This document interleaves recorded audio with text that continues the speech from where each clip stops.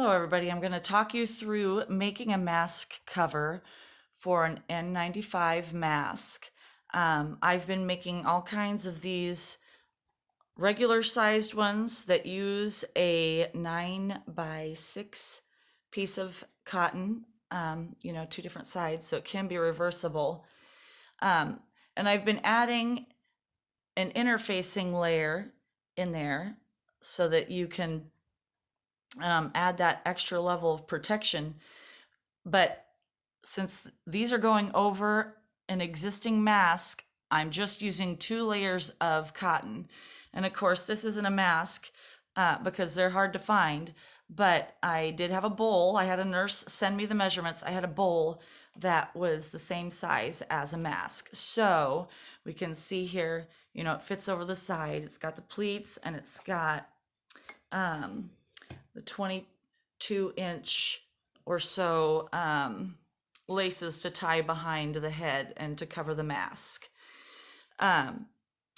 So it fits right over. Now the main difference, like I said, between the smaller mask and this bigger N95 mask cover is the size.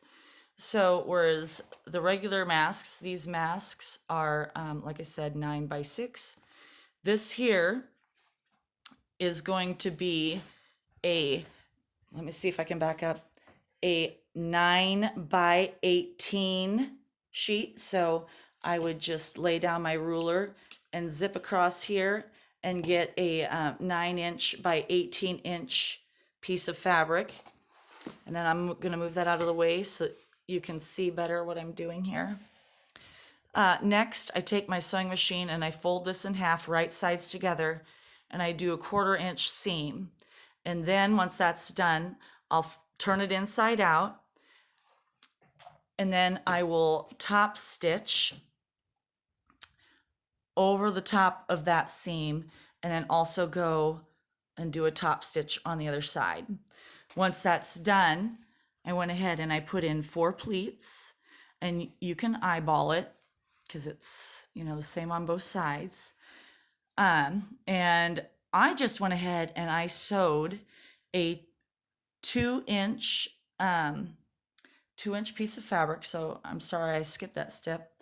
I picked a piece of matching fabric that was 2 by 45 inches long. So basically you're going to just go across the entire strip of fabric and cut a 2-inch strip, just like you would do when you were binding a quilt.